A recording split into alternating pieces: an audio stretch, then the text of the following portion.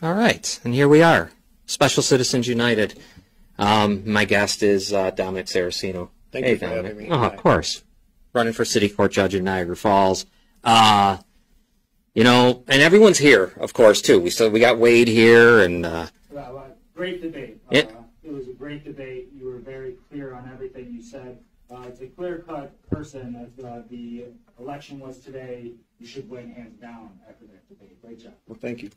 Robin's here. Robin, how you doing? Good. I also thought you really made yourself stand out above all the other candidates today. I thought you did a really nice job. Thank you. John's in the background. John, I know you probably aren't going to yell out, but... No, but, sir, you do a great job, very professional and well-spoken, and I wish you nothing but the best of luck. Thank you, John.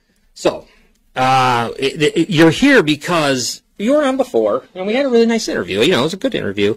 But you're here now because it's we've gone to another level of crazy with your opponent, and one of your not Chris Mazer with Janelle Faso. It's gotten out of hand. I guess we got to talk about it right off the bat. The ethnicity thing. Yeah. You know. Yeah. What is your ethnicity?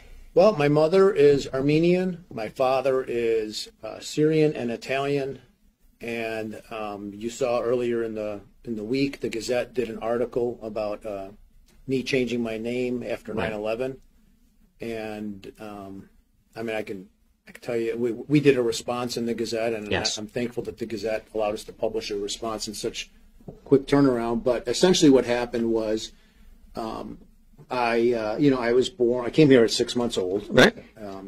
So I've never known any other way of life, you know, other than the American way. Right. And but I had my birth name was very foreign sounding. Right. And growing up, it was always awkward, and people would, you know, as a kid, kids can be cruel, and they pick right. on you. And then in high school, it kind of escalated to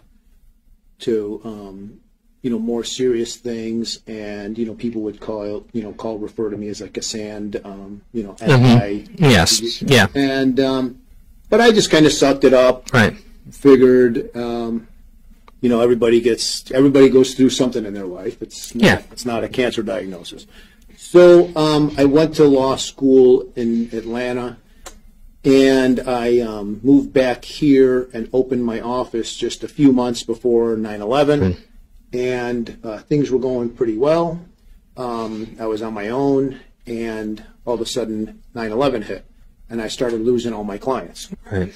And I had some hate mail, like voicemails, like people would leave, hateful words on my voicemail and stuff, and people would call and say, we're not comfortable continuing with you as an attorney. And I was at a crossroads, and I thought I can either change my name, and so that I could support my family, right, or I could, just go broke. Yeah, because there's nowhere to go back then. If everyone can remember those days, It was every time. Yeah, and there'd be nowhere to go. Like you couldn't leave. Like it would say, okay, I'll just leave Niagara Falls. No, because it was even worse and worse and worse wherever you went. You guys remember that, but obviously we all lived through it. We all lived through this. And I remember it really well. It was.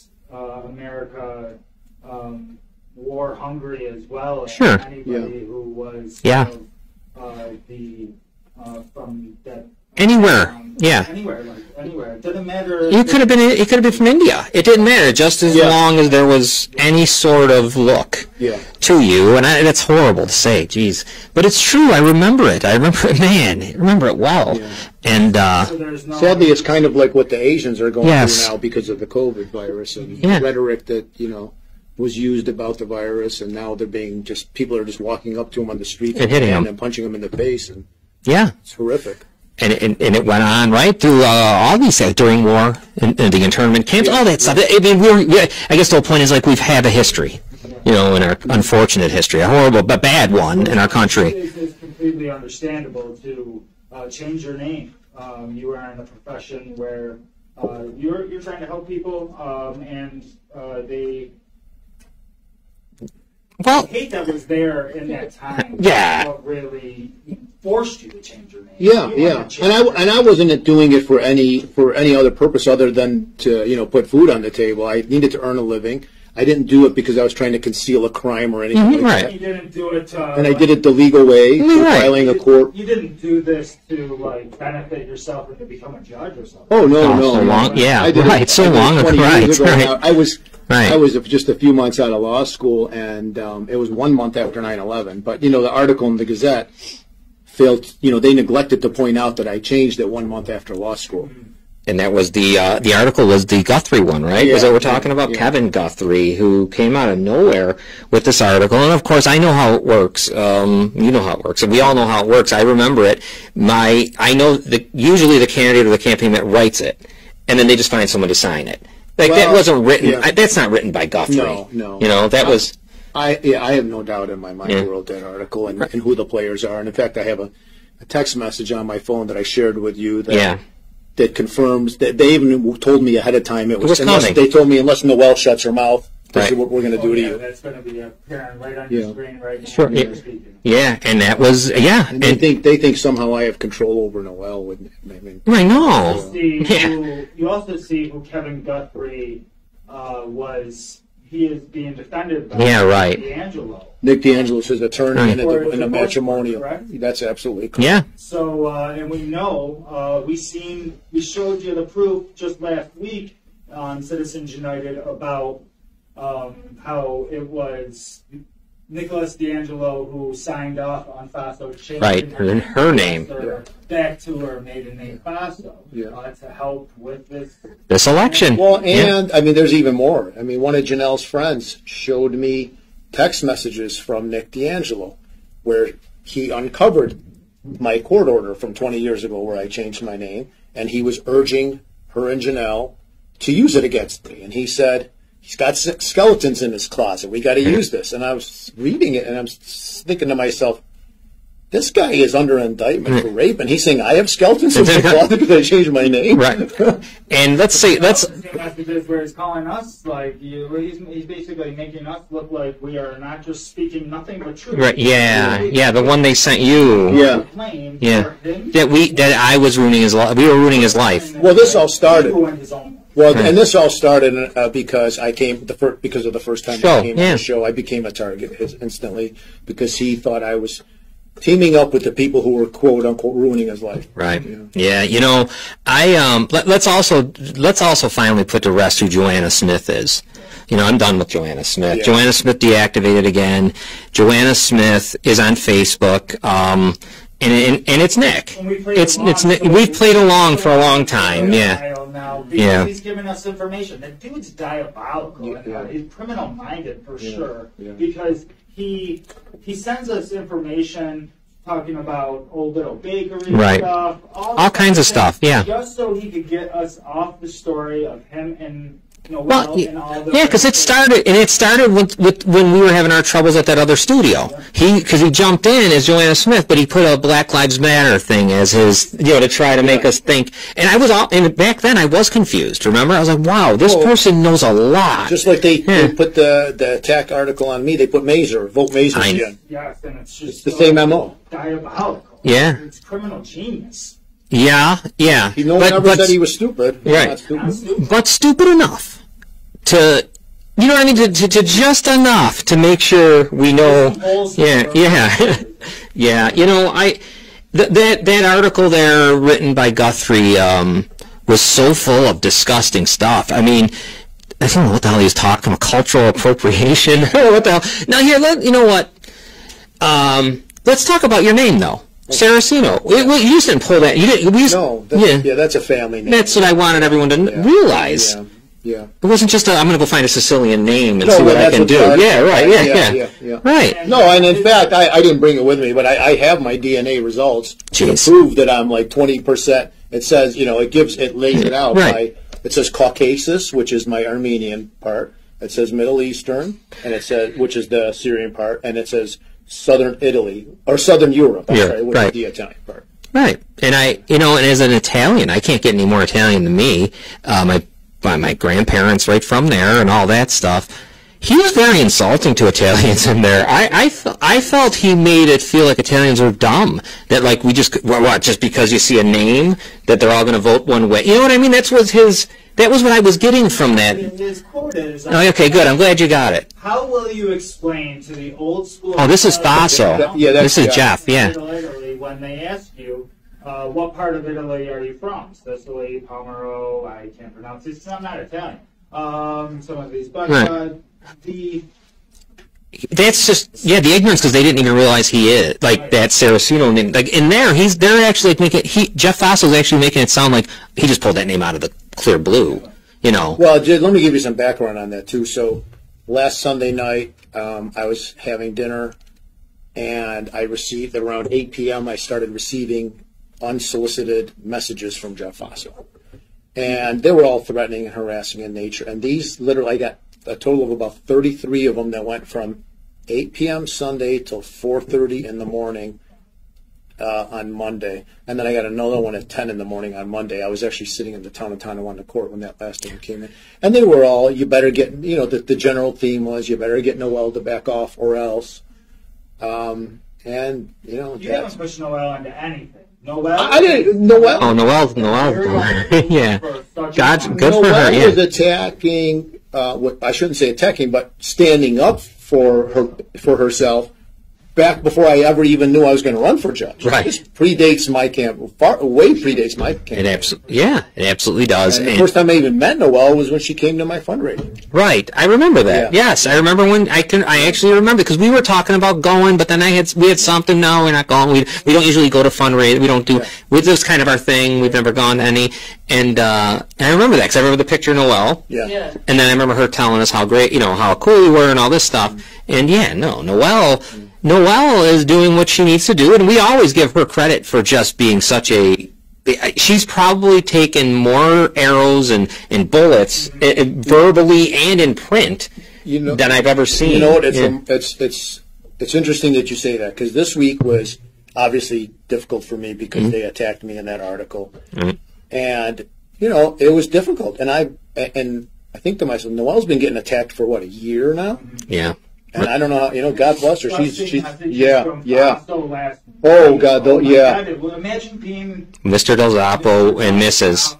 Yeah. Like, you'd be in prison right now. I know. For being the crap out of it, the way he just said about your daughter. Yeah, it's enough is enough. See, that's why we got to be here today. Because generally, we wouldn't have had another interview probably until after you won. Or something, or whatever you wanted. You just say, we'll go. I'm just saying, like, that's why we're here. We don't want to be here. Yeah. We don't. I mean, I'm having a good time. Going through this. Yeah, no. I didn't want to get. We love talking to you, but not like this. Yeah, I mean, I didn't want to have to. This is uncomfortable for me. It's been uncomfortable my whole life. Right. And it became worse after 9/11. But it's not like I ever.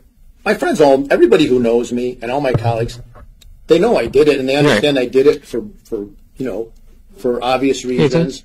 And when I first got sworn in as a lawyer, it was under my old name. So it's not like I did this in Atlanta and then came up here and tried to trick everybody. I grew up here. People know me. Right. I go to class reunions and they know me. So it's not something that I can hide. It's not something I want to hide. I did it because I had to earn a living. And all the judges that I practiced in front of, although my colleagues who are lawyers, they all know because it's not a secret. And until this week, nobody's ever tried to make me feel like I did something wrong by changing my name. But like you said when we started the show, this has hit a new level of low. Not even just for judicial races. This is for all races. Yeah. Like even just your mayor's race. This is right, Wade. Wouldn't you say? I mean, this is dirty as it comes. It's unjust. It really is unjust, especially where it's coming from. Because we're talking about a candidate. I know who changed her last name just so you wouldn't even look into what her husband did. If she still had the last name Esther right now, we would be looking at her in a different light. She's running on name alone, and then she says he has skeletons in his closet. They're like, what? Like, there's no skeletons at all. It's the most unbelievable thing, and that's the thing. It's the irony of it all. It's the complete boldness of the people like her. You know what I mean? Oh my God. And Yeah, and then the endorsements. You got to see the endorsement. You know, the endorsements like of certain people are really incredible to me, like Ken Tompkins and all these people that are, you know, are councilmen. You know, they're leaders allegedly in this area. Well, and you know, I get it. These guys are. I'm not a politician. Right. I'm a lawyer, a Right. businessman. I've been self-employed for Right. 20 years. And these people are politicians, and they are going to endorse the person who thinks brings them political capital. Not the most. They're not going to endorse who they think is the most qualified Right. person. And the Fosses, they, you know, Yeah. people think that the Fosses can bring them political capital. Yeah, it's going to bring them something. I mean, I don't know, man. Yeah, you know, we were calling this, it's kind of like ethnic hate. You know, I was looking up terms, because I didn't want to say racist, because it's not, I don't know. And it was like ethnic hate. I found that. Like, I looked it up. I looked up what was going on in the early 2000s, you know, after 9/11, and what people were suffering from, you know, and how it was going on. Because obviously for me, and you, all of us in this room, we didn't suffer from that, you know, because just, unfortunately, because of how we, just because our names. But I remember it so well. So I looked it up, and then that's what I saw. They called it ethnic hate. And that's really what it is, man. And that is what one of the candidates here, Janelle Fossos, is spreading. Ethnic hate just to win. And it was a great thing. I thought, you know, your other opponent, Chris Mazer, had a nice moment there when he came out. This is a gentleman. Yeah, right off the bat. Yeah, and he called me yesterday. He wanted me to know right away, and I know Chris isn't capable of anything like that. He's just he's a decent human being. He would never do anything. And at the end of the day, like I said, she told another lawyer she was going to do it. Her brother told me in text message, "We're going to do it." Right. And then it happened. And coincidentally, the guy who signed the letter is Nick D'Angelo's client. Right. So I mean, I think a first-tier prosecutor could get a conviction on Yeah. the evidence here. Mr. Mazer has summed it up at the end very, very well. He stated that this is a mockery of what you guys are running for. You guys are supposed to be running for the biggest position in the city, and we have a candidate who we can prove many lies, multiple lies, that she's making a mockery of. Yeah, to where I don't know if it ever I don't know how it recovers, and especially, let's say she wins. How does it recover? Why wouldn't everyone then? You know who runs for this? Screw it. And what's the point in running, though, a race like this? If you win, what happens if the Committee on Judicial Conduct then removes you because of your conduct? Right. That's the only way that they could remedy the situation. Is there anything like that for elections, though, for judicial, like for these elections? Well, but you can file a complaint if a judicial candidate is violating the ethical rules. But the Committee on Judicial Conduct will not take action until after the election. I see. Because they don't want to be deemed as, trying to influence the election or sway it. Is there anything that can happen, let's say, if any candidate, I mean, obviously we know who we're talking about, but what if she loses, like after the fact? Is there anything then that she may jeopardize? There's a separate grievance, the grievance. Okay. Committee.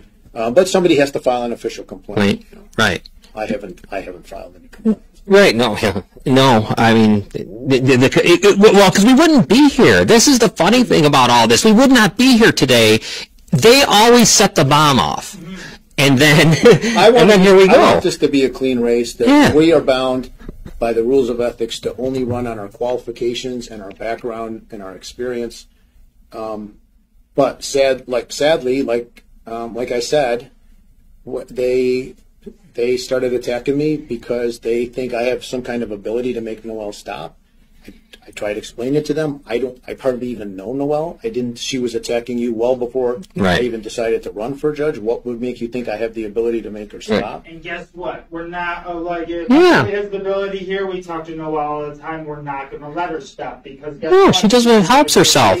Yeah. She can do what helps her, what she needs. Yes. That's all we're worried about. Whatever she needs. And that's something that any person running for judge should say, that a victim should be able to have a voice and speak out. Absolutely. Against their, if they're strong enough too, they should be able to speak. Well, I always said it would have been very easy for her, Janelle Fosso, the candidate, she could have squashed this easily a long time ago, months ago. Yeah. It would have been so basically easy to say that you stand with victims. I'm for victims, yes, of course, and all victims, including victims of You'd have to say it of my husband, Yeah. of my friends, of anyone. Yeah. You know, anyone, all of them. You'd have to just say it. And if you said that, would that have been it?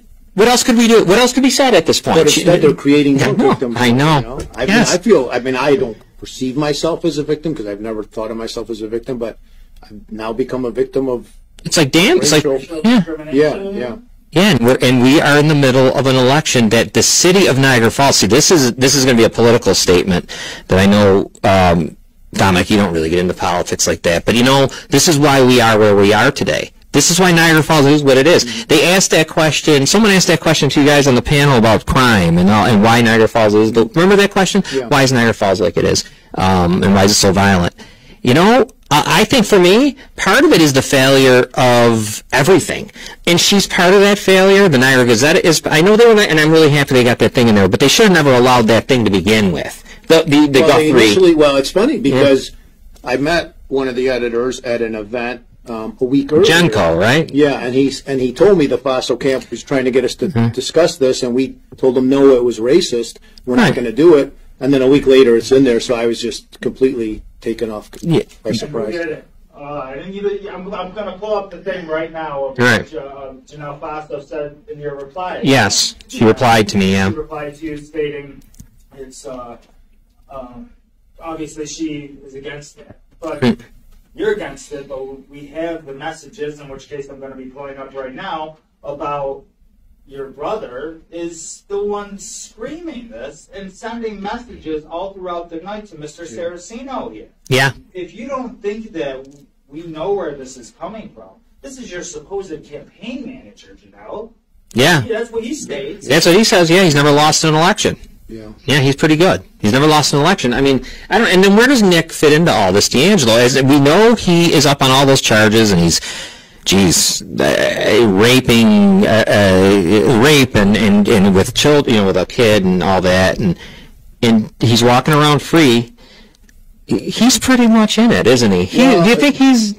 Well, a source told me that they need Nick to stay involved because basically they're trying to recreate Jimmy's campaign. Because Right. Jimmy obviously ran a very successful campaign. Right, and wins, yeah. And but the information was on two computers. One of the computers was Nick's, and the other one was this other person's. And that person's computer broke, so they have to rely on Nick to get information to keep the campaign going. I wonder. It makes me speechless. Like, I wonder, there's got to be a way around. I don't know what your own the campaign. Yeah, right. I mean, and what is that information you're needing at this point? At this point in time, what? What is it? The election's in 2 weeks. We're coming up here. And you know, I know they. That's bullshit. I know we almost got them into an argument and stuff like that before. Yeah. I believe it's just blackmailing each other.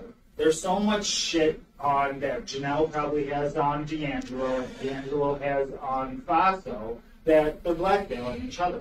Yeah. Yeah. I would assume because Some collateral damage. Yes. Yes. Yeah. Right. And you're just standing in the way, I think, in their minds. I mean, she,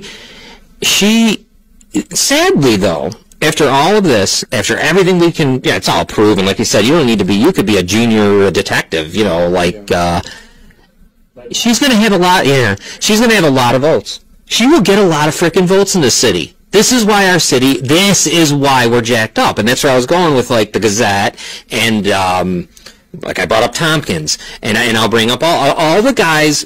This is why we're a mess, because we never say no to this stuff. We never just say no. We're not going to have you, you know, do this ethnic hate stuff. No, we're not going to allow it anymore. We're done with you. And even if nobody knew about what is going on, right, and they just seen this debate, like, obviously, Mr. Saraceno is more qualified. Yeah, just look at the numbers, yeah. He actually he's ready to step in as judge. He knew stuff on, what was that? What do you call it? Batson Challenge? Batson Yeah. Challenge. Yeah. Everybody else didn't know what the hell you were talking about. Yeah. And you're just clear as day who wants to debate, who's ready to be judged tomorrow. Right. Right. No, I mean, it's not, it is clear. It was clear in the Benedict one because of the other guy doesn't even know where the hell he's from. He isn't even trying, but And I just hope the people of Niagara Falls vote based on qualifications and not ethnicities or name recognition. And that was one thing Guthrie did through their campaign, because I don't think Guthrie even wrote, we know he didn't write that. It was bringing up the ugliness of the Italian community, too. It was kind of messed up. And Faso does it, too, in his little thing towards you. That whole thing of, what are the old Italians going to say to you? Yeah. That's ugly. Yeah. That's ugly stuff. Because then what about the African-American community? What do you mean? What are you trying to say there? A friend of mine is a retired deputy police chief. And he's African-American. And he called me yesterday because I was having a tough day, and he said, listen, if they have an issue with your ethnicity today, tomorrow they might have an issue with my ethnicity. Absolutely. Tomorrow or the day after that, they might have issue with a Hispanic's ethnicity or an Asian's ethnicity. Yeah, and you know what? Sadly, I think they already do. They already do. It's just going to come out. So if we keep quiet about it, it's aggravating. Now that it goes on to the person who's keeping quiet about it, who isn't being attacked, who's going to? Guess what? Now nobody's going to stand up for you because there is nobody else. Well, and normally in a judicial race, they shouldn't ever go anywhere near these topics, right. And I would never be permitted to even discuss this kind of stuff. However, because they made this racial attack on me, I have a right to defend myself and issue a rebuttal. And I'm glad, because of course you have to, right? I mean, because if you don't, it's just that's the story and it wins. Yeah. And it's a terrible story, because you could almost say, if I had trust in. It's horrible to say. I know you don't mean this. These are my words, not Mr. Saraceno's words. These are mine. If I had trust in the people out there that are going to cast a vote, you could almost let that letter speak for itself. Do you know what I mean? Like, you don't even say a word, but you can't. You gotta. I hope you're wrong. Yeah. I hope I am too. The amount of support that I've gotten since that attack put out on me is really encouraging. I've had people reach out to me. Call me and send me messages on Facebook, just giving me words of encouragement, telling me to just stay focused and keep doing the right thing, and that telling me that. And I don't know if they're telling me that just to make me feel better, or if they But it showed me who my friends are and who really are my friends, and I hope you're wrong. Yeah, I hope I am too. Niagara Falls can see that we can't afford to elect somebody who would be involved in any way in something like this. This race is going to tell us a lot. It's unbelievable that a judicial race is going to, because usually these are your mayor races, your things like that. Think about this. I mean, think about this. It's really going to tell a lot. Because everything's on the, because once this gets brought up, now, I'm sorry, man. After this, if you've endorsed her or whatever, after this, you should now be saying, you know what, no, I can't do this. If I have a picture with you, I don't want that picture. Don't put that picture up. Like, I think there comes a point where you have to, yes, there's got to be something here, because prove it. Politics isn't worth it, to me, but. Mr. Saraceno, you were told, and when you did our first show, the first show you did with us, you were told by, I'm sure, many people not to come on our show and stuff like that. Well, it's because I know why it is. It's because we don't hold back, and we see these victims and how they're hurting. So we're the wolves. Send out the wolves. And that's basically what I've seen after this. Like, I'm ready. I didn't know Mr. Saraceno, a lot of the stuff he stood for before this debate. So now I'm ready to go knock for the man. I'm ready to go with my heart. I don't even live in the city. Right. But you know what? I've done a lot of great things in Lockport, and I try to help my community as best as possible. And I feel like Niagara Falls is becoming somewhat of my community because I'm helping the people out. So, such as the victims. So, hats off to you today, and we obviously seen who was the best candidate. Yeah, it was clear, and I can't wait. I did video it, so we'll put it out. I mean, it was clear, and that's good. I mean, I knew it would be clear. It's just sad. It's kind of annoying, and I'm sure it's worse for you, but I'm just saying it from sitting up there, that it had to be under this cloud of nonsense. You know what I mean? Like it had to be under this. And believe me, it wasn't easy for me to go there today because I knew people knew about it and there were articles in the paper. And I give Chris Mazur a lot of credit. He brought the issue to the forefront right at the beginning. I was glad he did that. He got it out of the way and. Yeah, and then let them gut it all a little harder. I know he did. Yeah, I know. Yeah, he did it. Yeah. Well, yeah, because she never commented on it. No. Because that's where it might have been interesting if she would have had the nerve. You know, she didn't have the nerve. I wrote that thing to you. Yeah, and I got that just before. It was at 12:30. I think I got that just before they went on the stage, and. You know, I don't know if that's from her. It could be from her campaign manager. I don't know. But, well, it's all, you know, part of the problem, or well, part of what made it so hurtful, for lack of a better term, is that, you know, the article tries to portray me as somehow as un-American.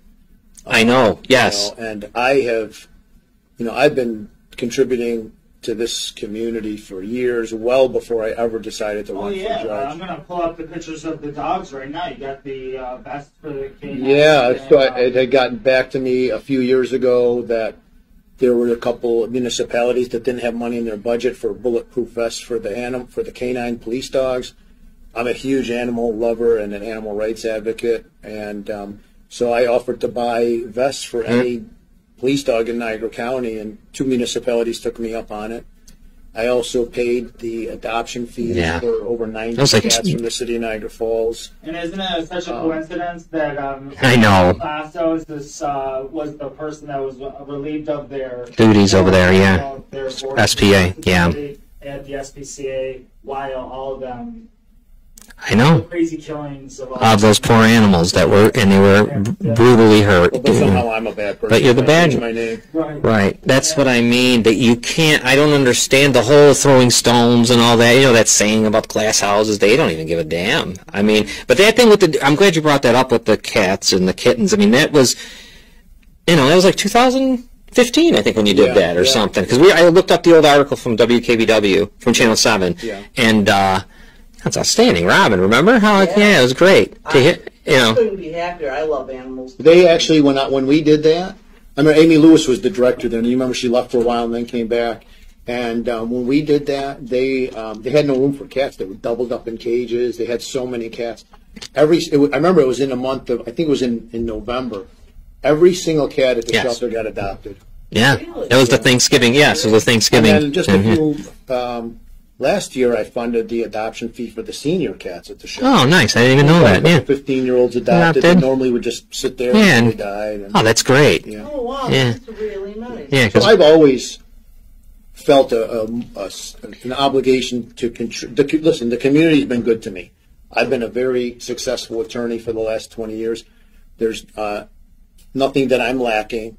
And I feel an obligation to give back, and I always give back as much as I can. And that's why it was so discouraging to me when they tried to paint me as somehow not patriotic or not an American. I mean, I came here at 6 months old. I don't know. I've never lived in any other country but America. This is all I know. Right. But somehow, because I was given a name at birth that isn't something that they didn't like, comfortable with, I'm not as good as they are. You know what? Right at this point, let's take a break. We're about halfway home of our show, and we'll be back in a couple minutes with Dominic Saraceno.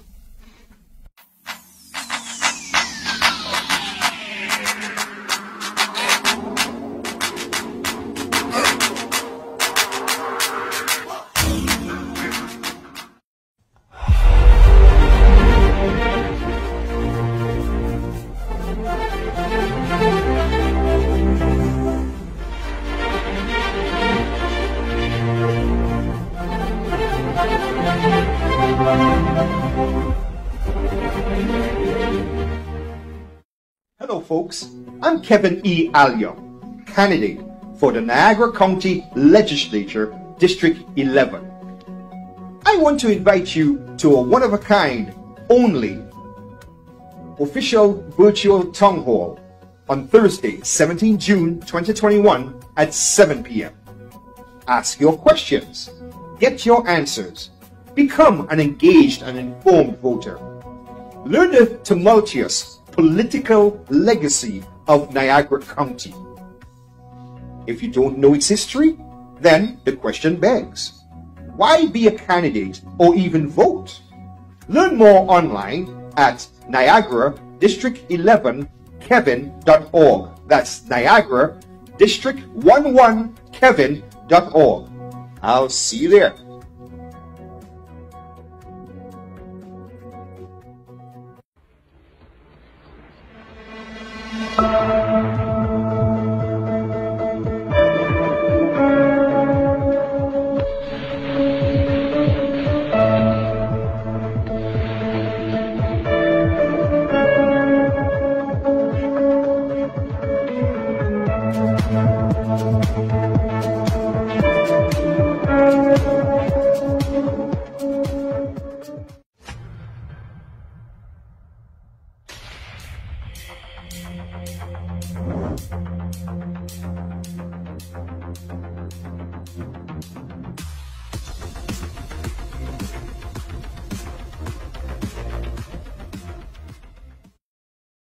A judicial election is not about political affiliations and party politics. It's about the right experience and qualifications. That's why Dominic Saraceno is the best choice for Niagara Falls City Court Judge. Dominic Saraceno is the only candidate with over 20 years experience as a criminal defense attorney and public defender. He understands how his decisions will help individuals and families and has the courage to address the important issues in Niagara Falls and to make the right decision, even though it may not be the popular decision. On Tuesday, June 22nd, vote Dominic Saraceno for Niagara Falls City Court Judge. Hey, Western New York, CJ Spiller here, telling everyone to watch Gold Getters live every Friday at 6 p.m. where they'll give you up-to-date sports info.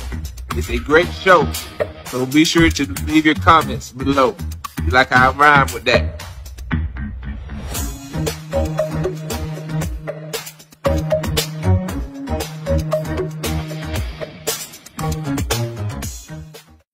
All right, we're back.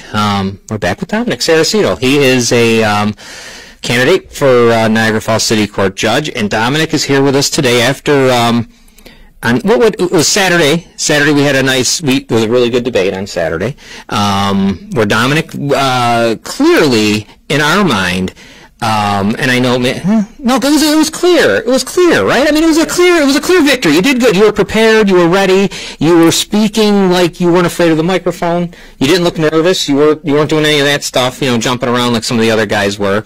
And you clearly took control of the stage, which is great for someone who's not a politician. Thank you. You probably don't. Right. Well, Wade, because you've done more than me. I haven't really done any public. I guess no, I haven't done any public speaking at all. I just do this. The public speaking, and this is another reason why I want to definitely help Mr. Saraceno with his to go knock on some doors. I don't want to see another person who clearly won a debate hands down and to lose an election. Yeah, and because it feels like what happened when I with Lockport Mayor. Yeah, it was a great debate. Yeah, someday you have to watch it. He won. Yeah, I'd love to watch it. Yeah, won that one. Who was ready to take it wasn't even funny. And the last thing we need to see here is a judge is a higher position than a mayor. The last thing we need to see here is a person elected like Faso who is not ready for this job at all. The Mazer wins, okay, but Mr. Saraceno actually has the answers to the questions, and you can tell who was ready to step in today and take that job. Yeah. So that's why I'm encouraged to help you. On a different note, real fast, I want to go back to Guthrie real quick, and this I found funny. And I think you might have brought this up to me off camera, but I maybe not, though. Maybe I heard I don't know. Maybe I thought it myself. It's funny, though, that in his research, it says something, he did diligent research, and for some reason, he did diligent research on you as a supporter of, allegedly of Mazer, but didn't even do anything on Fossil. Yeah. I'd imagine that whole letter should have been, it should have been craziness. Yeah. It should have been, I guess they could have came after, and then they could have just unloaded on her, too. That would have made more sense. Yeah, if you're supporting Mazer and you want Mazer to get elected, why didn't you attack Fossil? So how dumb do you think we people are? I mean, we're not dumb. I mean, that was another one. That was a big, that made no sense to me. Knowing, too, that we know it's, so, or else you're telling me that that Fossil's see, this is such bullshit. I can't even figure it out. Fossil's so beatable that I don't even care. Yeah. Come on, man. that well, was like something. I told Chris, there was never a thought in my mind that he was behind this. Right. No, and knowing what I know of him too, I've known Chris for a long time, and he's a good man. Yeah, he's a good guy. He is. You know, if he were to win, well, at the end of the day, too. I mean, Jeff texted me that this was happening, and it happened. and it happened. He was right. Yes, he did. He fulfilled it. He told me he was going to do it. Yeah. Yeah. Yes, he did, yeah. and he did. Yeah. He did it. Thanks. Yeah, he did he did it, and you know, once again, I think he's gonna regret it. They're going to regret it. They have to, because you just can't keep doing this kind of stuff. And you know what? Though, they're in a bubble too. I think they get in their own bubbles of, like, you know, they just only a bunch of yes men around them. Yeah. Oh yeah, you know, yeah, all this stuff. I see it. I see it just online on stupid social media, and so I guess maybe you're right. Maybe I should give the people a little more credit. The voter, the people, that they're going to be able to see through the crap. I hope so, man. The only thing that gets to me is I've seen. You know, I come from where I was. I don't even like to bring this up much anymore, but you know what? It's, and I don't want to make it uncomfortable for you. So I'll say this, but you don't have to respond to this. I remember something with the mayor's race in 2019, and I guess maybe it's because but I really wasn't a part of the race. I just was somebody who interjected. I injected my letter into the editor, similar to what Guthrie did. But I put a letter in the editor about someone who was running for mayor and things I personally knew, not something I knew like from my family, something I knew out in the public that everyone saw, and everyone didn't really pay attention to it, but we talked about this earlier. People just think I would be jealous. So maybe that's why I'm so jaded. And you're probably right. The people maybe do know. Maybe they do understand that what they saw, because like you said, it doesn't take much. It doesn't take a brilliant detective to understand that we just showed it. Jeff Faso said, I'm going to do this. Yeah. And there the hell it is. And it happened right there. And the response? person whose name was signed to the letter we know who his lawyer is. Yes. Nick D'Angelo, the lawyer. You know, I wanted to ask you something off topic. Something from the, before we go back, I'm sure we'll get back on here. It was at the debate. It was about juries. Yeah. I found it really interesting. They were talking about, I don't know how you do this, though. Because I was on a jury once at City Court. And I remember I went, and I went through the whole, I forgot what they call it. There's like a term.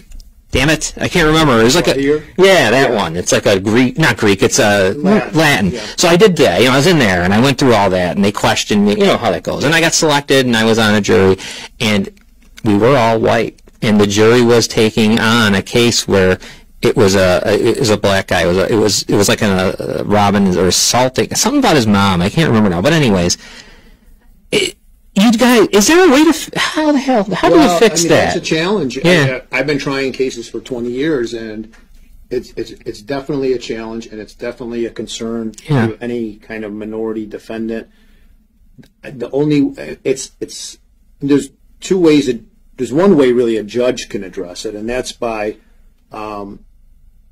allowing lawyers to exercise bats. I brought that's right. Challenges. Yes. So if you have maybe one or two black people on a jury, and the defendant is black, and the prosecutor wants to get rid of the minority jurors, a good defense lawyer will exercise what's called the Batson challenge, and a good judge will hold the prosecutors to their burden on that, and the prosecutors have to prove that they have a valid reason for excusing that juror, and that they're not just excusing the juror based on their ethnicity. But the bigger problem is that it's out of the hands of the judges, and it's something that I think should be addressed on a statewide level. Is where does the jury pool come from? Well, because you remember all those, like, when we'd get a chance, and I know I'm like, as people that aren't judges or lawyers or nothing, we get a chance sometimes. Remember when there used to be, you think of the O.J. trial, I think of the Casey Anthony trial, and some of the other ones, and you watch, and then you listen to, you'd get the analyst, legal analyst, and they're all usually lawyers or whatever, and they would tell you right out what the thought process of what you want on a jury. Yeah. And it was racial. It was motivated by that. Well, hell, we want more. Well, the reason it's so important, too, to have a jury of your peers is because a jury has to be able to put themselves in the shoes of the defendant. Yeah. Because most crimes require, an element of most crimes is intent. Right. So you have to be able to get into the head of the defendant to determine whether or not they actually intended to commit the crime. And if you're, a white farmer from Heartland, I don't think you're going to really be able to relate too well to an 18-year-old African-American kid from Niagara Falls. Right. I got to ask you something, and this is just a goofy question, but you're a lawyer and a good one, and defense lawyer too.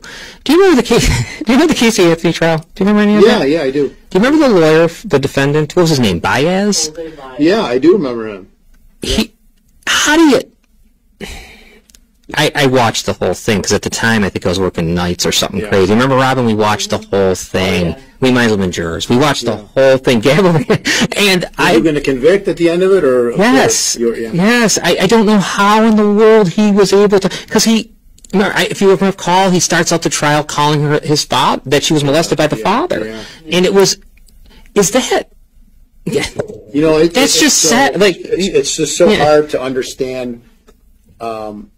Why juries do what they do, and I try to, after my trials, I always try to talk to the jurors because I want to understand how they make their decisions, because I've been in trials where I thought for sure the jury was going to find my client not guilty and they've convicted, and then I've been in trials where I thought for sure they were going to convict my client and they've said not guilty. Right. So it's really, really difficult to predict what a jury's going to do. But I was thinking of the defense attorney. That was incredible when he came out with that. It was shocking, that the father did this to Casey. I guess what I'm asking you is, as a defense attorney, can you just say that without, knowing that? You know what I mean? Well, you can't. So in my closing, in summations or closing arguments, I can't just for the first time put in some theory on who committed the crime or why my client didn't do it, unless there was some kind of factual basis presented for it in the during the testimony. Okay. So like in the you have to build a factual basis for it based on testimony from witnesses, and then you can sum it up to the jury in your closing argument. I got to ask Robin this because she's the expert in this case. Did he do that in the opening and then they threw it away? Was that what it was? He put it out there in the opening, and then they said no more. You can't bring it up anymore about the father being a rape, being a. And they could ask for the judge in a situation like that could ask the defense lawyer for a proffer. He'd say, approach the bench. I know where you're going with this, but give me a proffer of what kind of evidence is going to come out during the trial to justify this. And if it's just complete speculation, like an alien came down and did this murder, the judge isn't going to allow it. Yeah, because isn't that kind of what happened? That was it. It was but he got it out there. It was a big deal. It was such a bombshell. Everyone's like, oh my God, his opening statement was this. And then it ended. It was great. But it was crazy, though, because we're watching it, and these are real people. Yeah. This wasn't like Law and Order. This was a real thing happening with a real murder, with a real mother and father, a real dead baby. Real dead baby, and who knows what's going on. And, it was. I just was wondering, because when he did that, we're talking about Casey Anthony trial. Oh, okay. We just brought it up because we figured I want to get into something else a little lighter here. I mean, it's not light, it's horrible. The little girl's baby's dead. But it was, as you a defense attorney, just the way he did it was almost like he just wanted to say it and get it out there, and he knew it was, isn't that the way it felt? He knew it wasn't going to go any further. People's minds. Yeah. Well, I mean, some lawyers have there are all different kinds of philosophies among lawyers. Some push the envelope more than others, and they say, get as much out to the jury as you can. The worst thing that's going to happen is the prosecutor is going to object, and the judge is going to say sustained, but the jury already heard it. That's what it seemed like happened there. You can't erase it from there.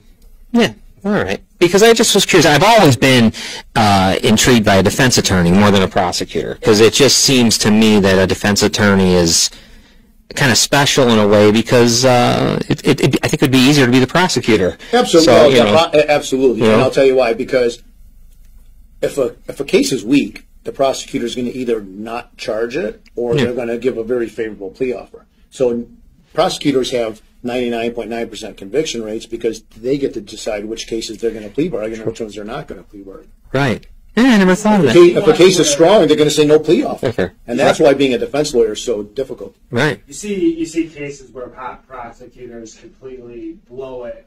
And I just, the one that comes to my mind right away was the OJ case. Oh, geez, yeah. You don't, being a prosecutor, you do not make him put on that glove. I don't know what you're thinking there.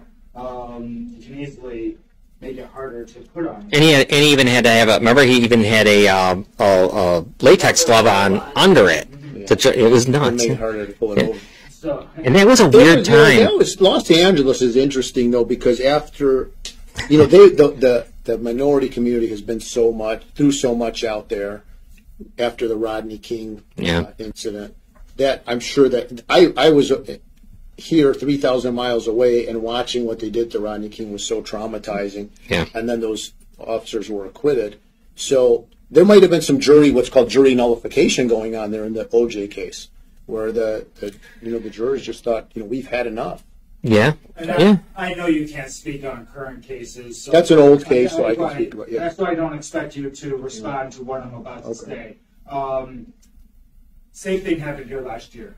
Not same thing, but we have a African-American gentleman named Troy Hodge. I'm familiar with it, in Lockport. Yeah, Lockport, and it just, no justice is being served. That was actually more similar to George Floyd, yeah, very similar to George Floyd. Didn't get national attention though.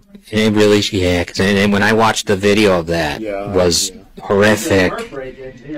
When you hear, and then when you hear the paramedic tell the cop, "No, he's not sleeping," it was like, "Whoa, my God, no, he's not asleep." Anyhow, it was just interesting, and I also add back to that real fast on OJ. You know what I always thought?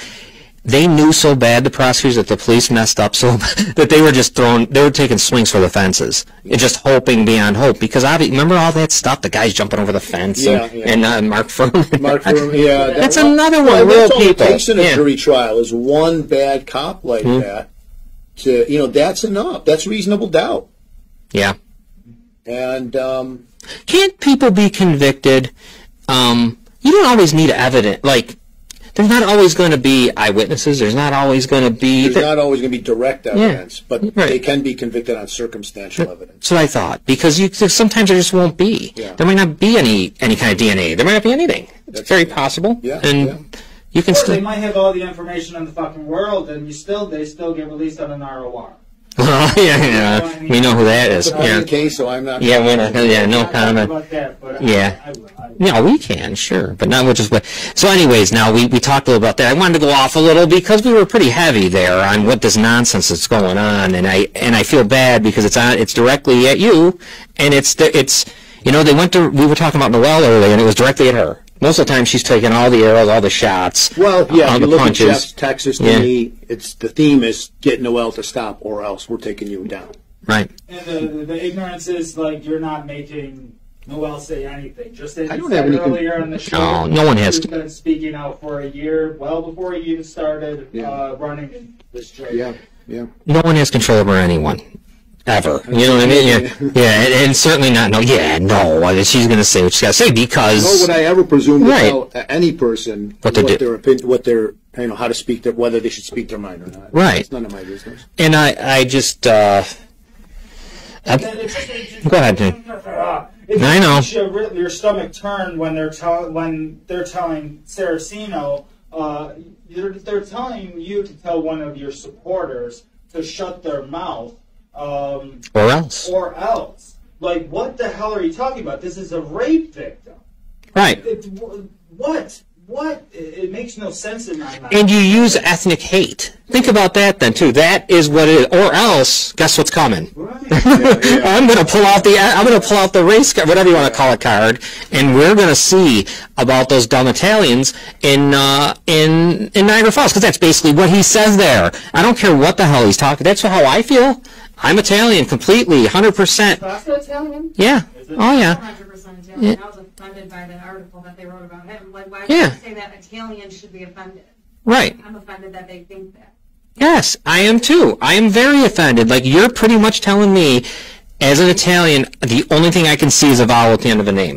Without that, I would never vote for you. You know what I mean? Yeah. That's really offensive if you're me, because I'm offended.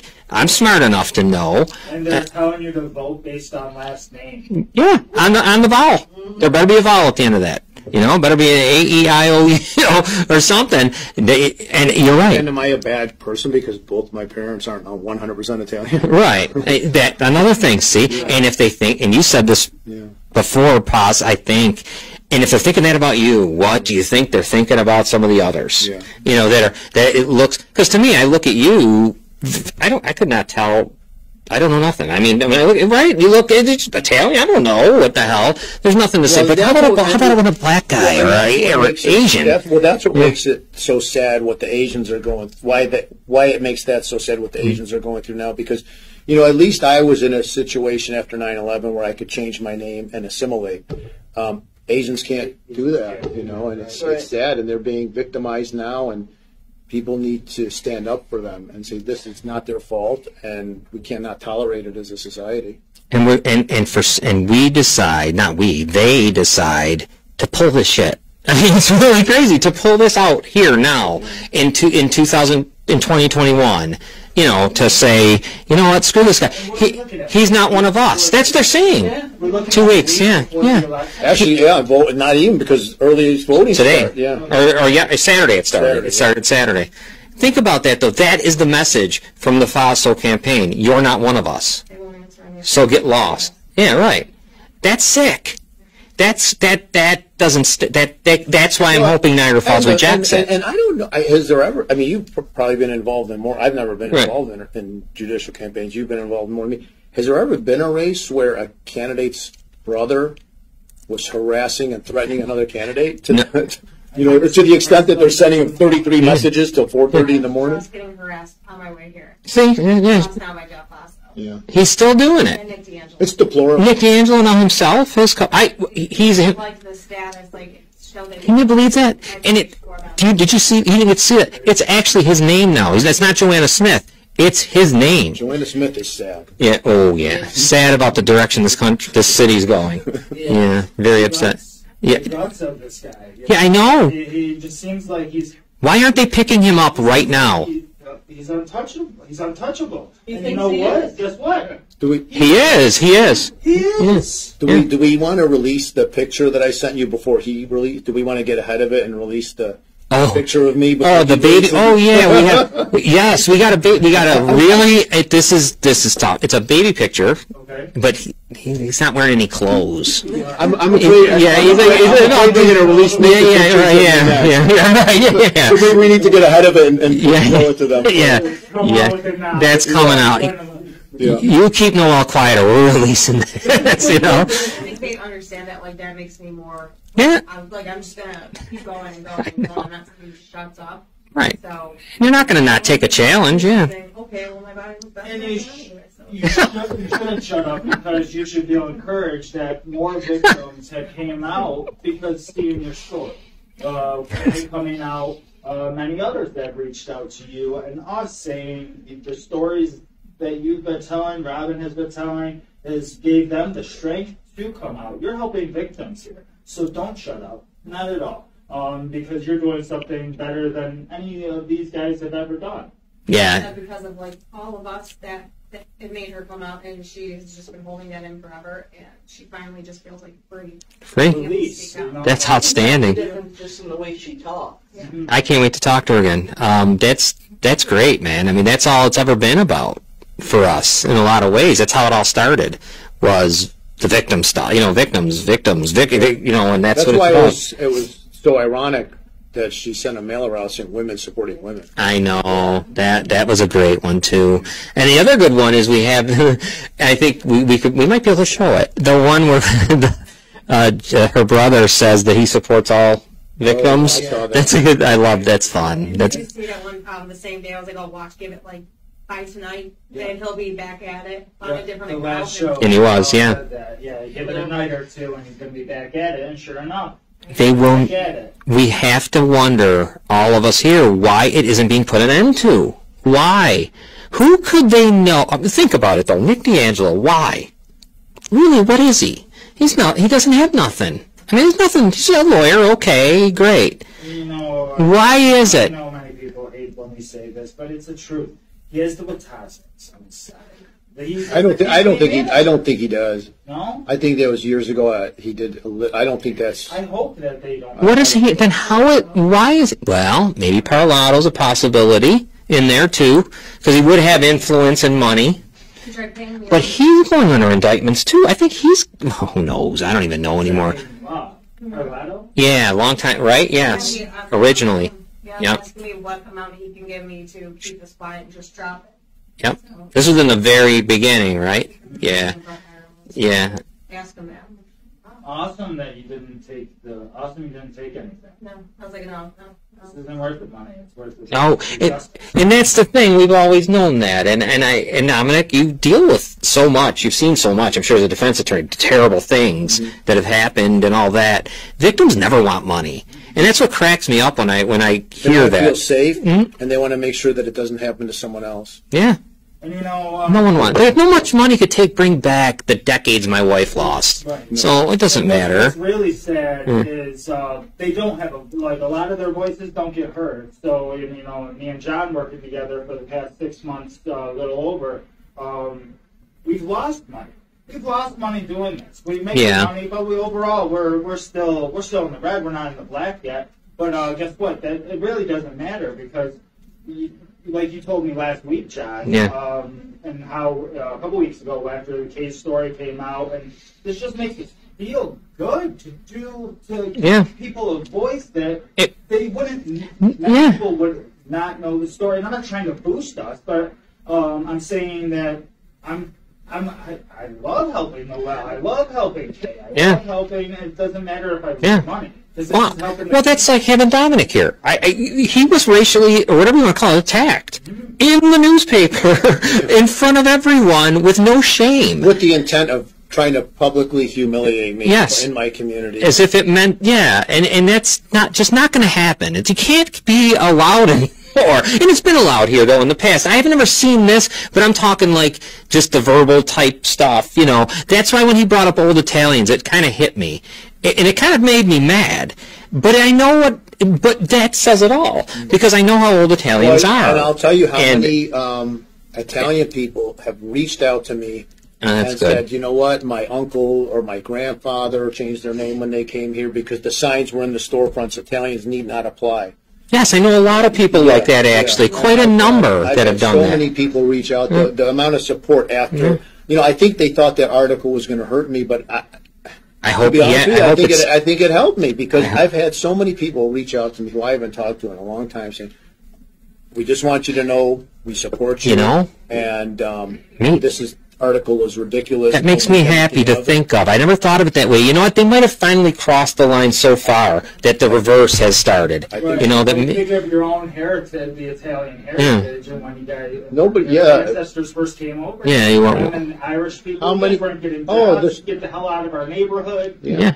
Well, coming in, I mean, my ex-wife was in Ingrassi, and geez, I feel like I went to school. Oh my goodness, yes. And her grandfather was John Tito, and you know, and they changed their name, and you know, you hear the stories all the time. There's so many to our older relatives. They say at Ellis Island, sometimes they purposely just drop the vowel off at the end, right, on your paperwork.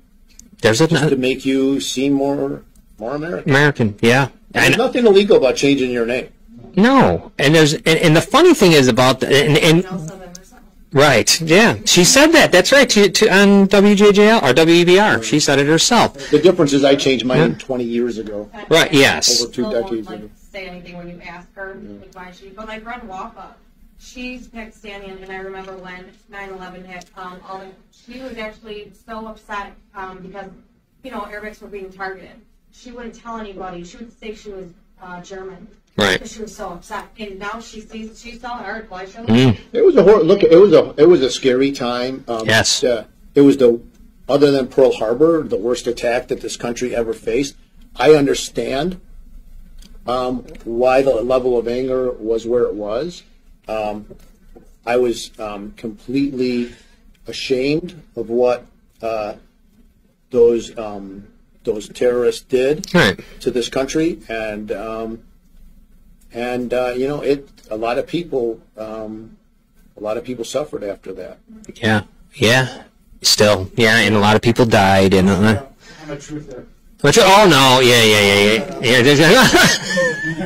That's a whole other show. We'll do it. Maybe afterwards we'll record it. And again, you know, and that was 2 decades ago, so I don't want to harp on that. Right. What's going on? That's the clear-cut reason why you're going to see more racism than you are today over that name change. If you kept that last name, and you have a family to support, you have a career that you worked your ass off for. So understandable. And you know what else that makes me laugh about how these guys think they're smart, but they fail to realize that Saraceno's your name. Your name. Yes. It isn't like you just like I said, you just jumped out and took the name, whatever. It's just any Italian name. It's your name. It's yours. I think they're attacking him because of me. I feel like if I would have supported Mazer, they would have been going after They'd be going after me. Yeah, they'd be going after him. Yeah, definitely. Maybe you should start wearing a Mazer. Yeah, Do me a favor, please. But I got to get back to something that I didn't. The old Italian thing's pissing me off because I know my father. Okay, I remember back to those days. Like he's passed away now, but he was born in 1933. So those guys were tough.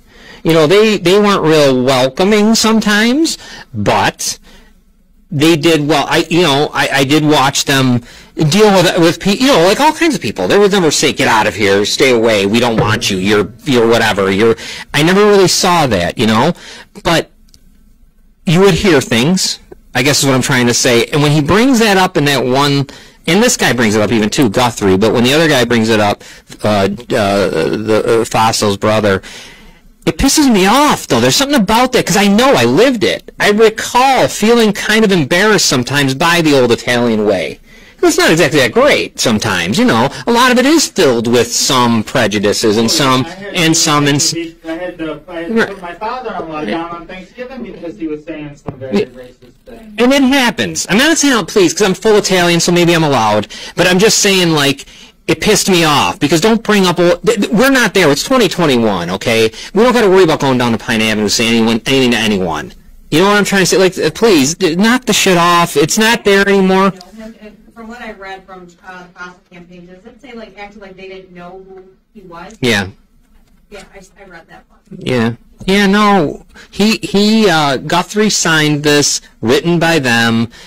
Or by Nick, whatever, them is Nick. They're all we have the image. Yeah, we have the image. Yeah, that shows who his lawyer is. Who his lawyer is.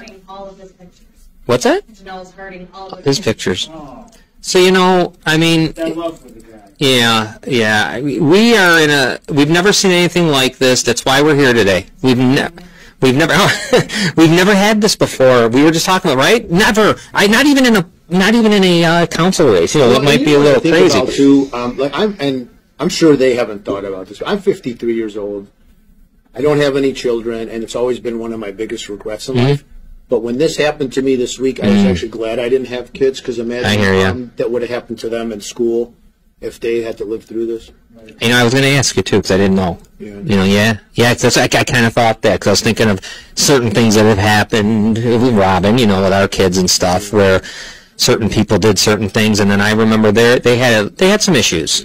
When they put your last name on TV and it ends N-O, and they put Restaino in big, that kind of weird, with the Ghostbuster symbol. So I get it, yeah. You were telling me that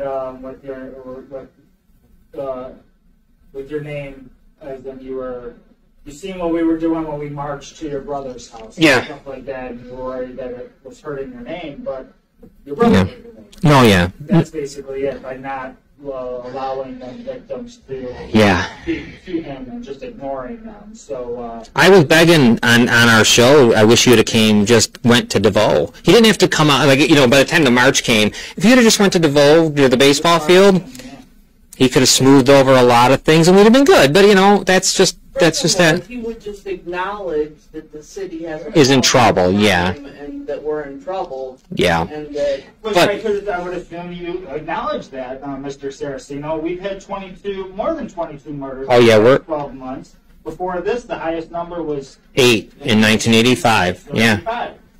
So there's a problem. There's an issue. Yeah, but that problem. I mean, I don't want to get in the middle of any kind of. No, there's no. I'll say I get along with you. I get along with the mayor. The crime problem is not. That's not his fault. I think the city is poverty stricken. I've always believed that that crime, and the studies show it. It's not just my belief. It's been proven over and over again in study after study. Crime and poverty are directly correlated, and you can't make a poor city successful over. It's going to take time. It's going to take it's a generation. It'll probably take to fix. It's going to take Albany. It's going to take Albany. Like what they did. You know what? It's going to take something huge like what they did. Have you been to the medical corridor in Buffalo? No. That was it's on like the east side of Buffalo. It was a very poor area. Right. As part of that Buffalo billion package that the governor passed years ago, they just dumped billions, millions of dollars into that area, and they gave tax breaks to a bunch of biotechnical and medical research firms.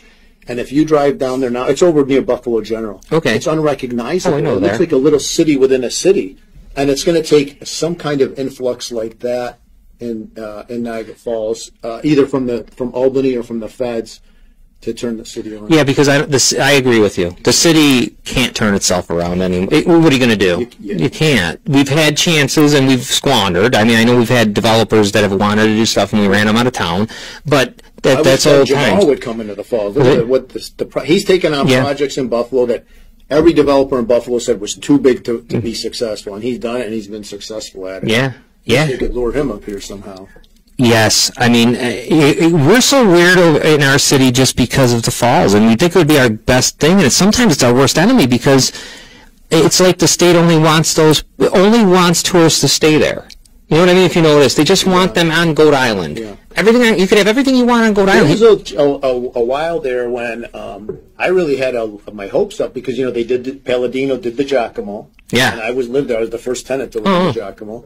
And then at the same time, the Niagara Hotel was going up. And, that was really exciting. There were these two really cool, trendy hotels going buildings, up. too. Iconic buildings that were retrofitted into these trendy hotels. And I don't know what happened with the Niagara Hotel, but I hope they get that project back. Yeah, because that's been going for a little bit. Yeah, that's true. Oh, geez. Hey, what do you got there, Wade? What's happening? You hear that? Yeah, right. All right. You know what? Let's we're going to wrap this up here now, and I thank you for coming, of course. Well, thank Dominic. you for having me. And again, I was disappointed that the Gazette put that in, but I am grateful that they immediately, I think, recognized the error in doing that, and they allowed me almost the same day to put in a response. Thank you for letting me come here. Of course, always. And thank you guys for being understanding and not hating me because I'm not 100% Italian. I have a question for you. Was there any video being recorded of? Was this being released by anywhere else, like LCTV? What's that? Anything like that? Your debate. Oh, I don't know where that's being broadcast. The debate. So let me tell you, we're going to make sure that. We're going to broadcast it. Yeah. So we record it, and we're going to make sure that people hear what you had to say. Thank you. Yeah, because I didn't see anything there. I didn't see any media there again. So we'll definitely make sure that comes out. There's a void. There's a void here, in maybe in all Western New York, but in Niagara County at least. There's a media void that's got to be filled. Because there's nothing. Look at that. We just had that debate. I'm telling you, there's no one there. Right. We've had so many things happen. The council debate was nothing. 40 people seen it. And it was terrible. Production-wise. So, speaking out to the Niagara Gazette, we could definitely help you out there if you need help. Oh yeah, we could definitely fix that for you easily. Because them candidates deserve a better. Oh yeah, that was said. Like it would have been better if they just did one like they did at Habit, like you guys did the judicial ones. All those questions about poverty. I mean that judges can't fix the poverty. Right. The city council people and the county legislators, Right. they're better equipped to deal with that. Yeah, no, and it's tough. It's even hard to interview, like, because I got to get ready. Like when I first was going to interview you, and then when Benedict, you really gotta get ready, because it isn't like you could just I'm going to ask questions that could just not be answered. Then you say I can't answer it. I'm sorry again. One council member in there say the audio was off. Nobody heard what you said. Do you want to repeat your? Yeah, yes, I know. No, thank you. That would have been like you today when your mic was off. Yeah. Did anybody hear me? Oh no. Oh, I don't. Don't worry. Yeah. You didn't do that. Great job again today. Thank you. We're definitely going to show that this week. Let me anybody back there? I mean, you don't got to say anything. Any questions? Anything you want to say? No. If you want to say anything, feel free. Go ahead. There's a mic over there for her, right? She can be heard. Okay. I think Dominic today did so good. Yeah. But I do want to say though, today what I did not like when I walked in, I'm not gonna lie, Janelle. If you've seen it, I don't know, you might have it on video. She was, going like this to the person next to her, whispering and pointing, like kind of like looking, like childish. I will say at the end of the debate, she hightailed it out of it. There was every candidate except for Janelle was out there shaking hands, coming up, talking with everybody, I got the dirtiest look and walked right by, and she was out the door. Probably within the first 5 people out the door, she was out and gone. That's going to lead our community. Well, like I got to talk to Chris Mazer for a while, and it was great because he's a Maple Leaf fan like me. We had a long discussion about the Maples. He can't, like I said, he can't hear. Blue Jays fan also? No, unbelievably, I like the Yankees. It's unbelievable that I don't like the Blue Jays. He came to our wedding. I mean, I've known this guy forever, Chris. Yeah. Like I said, we bowled together, everything else, and a good guy. I know he's a good guy. I know that. I just, as far as Janelle goes, there was no chance for me to even see her because when I left, she didn't go out the same door everyone else did. She couldn't have because I was waiting out there to see, and no one come out. Actually, I saw you and Assemblyman Morinello. By the way, and you guys both keep on saying that Mazer is a good guy, and you guys probably are right. He's a nice guy. But at that same time of watching tonight's debate, like I stated earlier in the show, there's a person who's ready for this. Yes, definitely, he's ready. That's yes, going to make a change. And I agree. It be the continuance of the same thing, and I would say that's Mr. Saraceno. Definitely, I agree. Go ahead, Rob. I hope that, and I'm going to have faith and say that this community is going to watch the debate and judge Mr. Saraceno based on his answers at that debate rather than by his ethnicity or what he did with his name. He's clearly qualified. He's a good person. He's had the experience. If you're not seeing that he's the one to vote for, then you're blind. Yeah. Because there's a group of people over there that steal Christmas presents while this guy saves kittens. Yeah, right? I know. I know. It is an unbelievable. It's good. It's unreal. It really is. I just, I'm exhausted, man. You got to be really exhausted. I mean, this has exhausted me. Every day. Yeah, every day is a new crazy twist and turn. And then in the midst of all this craziness, I have to find 2 or 3 hours every day to go knocking on doors. Right. And I have to run a private practice, and I have to work a public defender job. Yeah. Speaking of that, yes. I don't appreciate how Janelle Faso had Jeff Faso, the one who's been harassing me the other day, right around the block from me, bringing him door to door. Victor Fallon, he's been harassing, making fun of rape victims. I don't think it's legal. For the signatures we were talking about before, I don't think that was legal. Yeah. I don't know about this. Yeah, no, he can't. He's not supposed to get signatures. Yeah, like he. No, but anybody can go door to door. Just say hi. Just say hello. Vote for. But they did it obviously to send you a message, Noel, and there's a lot of that here. This is so dirty. This has that feeling of. This has that, when I talk about Italian, this has that mafia feeling. It has that feeling like, I'm going to send you a message, I'm going to give you this little tour, you know what I mean? Like, I'll remind you who I am, and bullshit. Hate, though, and when I'm talking to a couple people out in this area, and they say, they see her signs everywhere. That's the only reason they really know her name or anything Right. like that. And signs on abandoned property, signs That on always- fields in the middle of nowhere. Let me tell you, nobody told them to put them signs there. She doesn't. Well, and you know, of all them. and you know, Jeff in his messages said he put, you know, they're going to say, oh well, we have no control over Jeff. He did that on his own, or we have no control over Even though that. she was in his driveway. But you know, Jeff bragging that he put up 1,200 fossil signs. Yeah. I mean, yeah, they're saying it themselves. And then How far did he really walk though? Because 20 of them are in one field. Now that walk 5,000 houses, but I Jeez. But I just, you know what else I would love to have if I could wave a magic wand? There'd be no more signs. There would never be a political sign I again agree. in the history of the world, and for any race, especially judicial ones. Or at least shorten the window to 2 weeks before the race. I mean, I think 60 it was days of this. It was in Cleveland. It's stressful just driving home. I know. Looking at all the signs on the rundown bars and They banned them in the city of Cleveland. You're not allowed to have them at all. You just cannot have I'm surprised that signs. someone didn't challenge it on a Aren't you like supposed free to have speech Yeah, issue. they banned. size for the signs? I thought so There too. was a size limit, but nobody enforces. No one it. enforces anything. Like it's just it. I just wish they'd be banned because There it was was. a fossil sign on the lawn of the post office on Niagara Falls Boulevard. That's federal. That's unbelievable. property. Yeah. That's why he's just putting them everywhere. It doesn't matter. He's I throwing think them the up post wherever they. office didn't take it down. Yeah. It's like you might as well have lawn darts and just throw the sign and see wherever it sticks. He's no, we are here. We were here tonight because of the letter that was released by someone named Guthrie, but not written by Guthrie, written by the Fossils, and it was just so everyone remembers, it was full of ethnic hate towards a candidate that they're running against, Mr. Saraceno next to me, pretty much saying he's not American.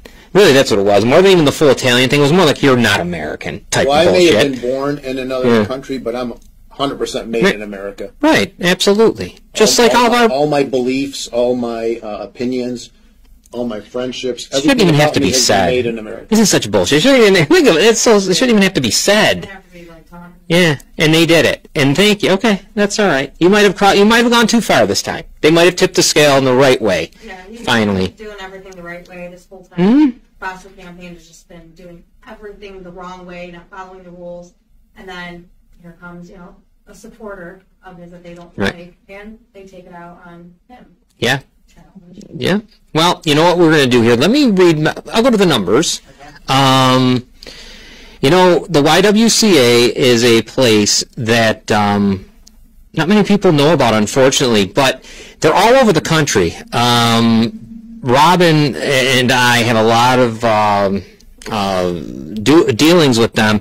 They will help you if you've been sexually abused ever in your life, if it's currently happening to you right now, or a loved one of yours has been sexually abused. Call 433-6714, area code 716. But if you're not in the 716 area code, every county, I think, in the country, and every state has one. I remember a girl reached out to Robin from Ohio, a young girl who was being abused, and you're able to find that they have a YMCA right there, or YWCA there to help. The YWCA will do counseling right from your home. They don't come into your home; they'll just call you. Do an hour's worth. There's Zoom calls that you can join with other survivors, so you can feel good about, you can talk to other survivors, people who understand. And please do this. If you're let's say you're the husband of a wife, or you're the loved one, your loved one has been hurt in this way, and it's hard to understand the mindset maybe of the victim. And I understand. I was there once when Robin first told me. I called the YWCA and talked to a counselor, and I'm going to tell you, they were incredible. They taught me. They really did. They made me understand what it means to be a victim and what it means to hide this for decades. And anyways, just go there, because then it'll make so much clearer sense to you as to why a person doesn't say anything. So, and then they do. So just check them out, YWCA 433-6714.